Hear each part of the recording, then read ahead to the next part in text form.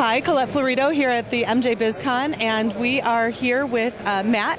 And we were at the dispensary last night. We checked out the Planet 13, and one of the products that they had there was these beautiful dark chocolate almond barks. And so here we are today, and this is the guy who actually made those. So tell us about how did you get there? What inspired you to make something in this pretty manner? Nice.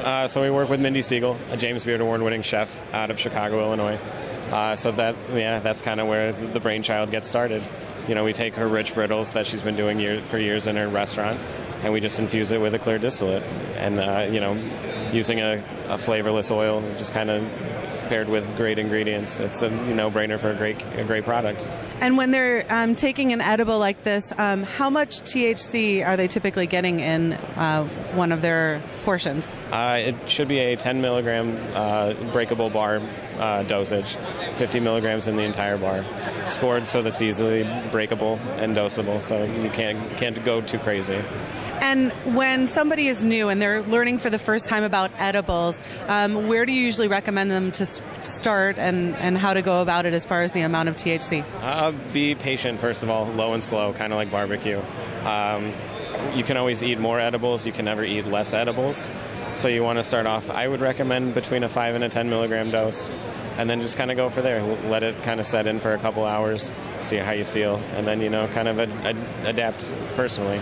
So not necessarily just the hour, but a little bit longer than to be on the safe side? Sure. Everybody's going to be different. You might feel the efficacy in, half an hour. It might take a couple hours. So, just like I said, low and slow. How are you getting the plant into the chocolates that you're making? It's just technique. It being a cannabis oil, it's going to, adhere to fats. So chocolate being a great medium for it to kind of bond and hold onto each other. And then it's just, professional machinery after that. We let our chocolate mix and homogenize for a minimum of 12 hours with the cannabis dose to ensure that it's throughout the entire product. And then it's just go down to a consistent dose, bar by bar, gram weights, so that we know exactly how the THC is getting into the bar. And you talk about clear extract. What does that mean? So it's a distilled oil. Essentially, you're removing all the terpenes and the flavor profiles from the actual cannabis oil. So you're left with a pretty neutral, strong, high-potency oil. Yep.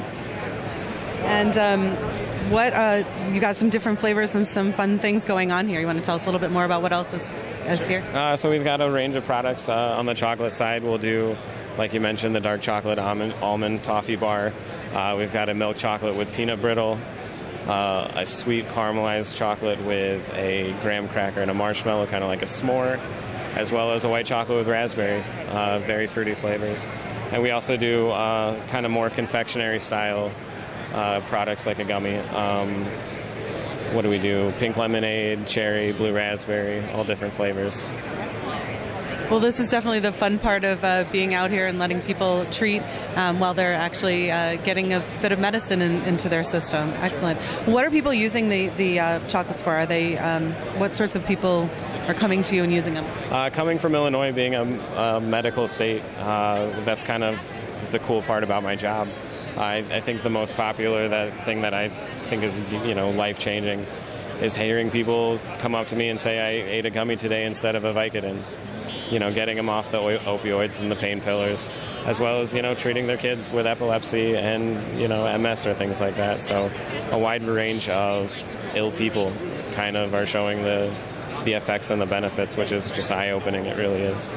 That's definitely a different way to look at enjoying these treats. Well, thank you so much. If they want to learn more about Cresco Labs and Mindy's baked goods, of course, you can only buy them in places where it is legal.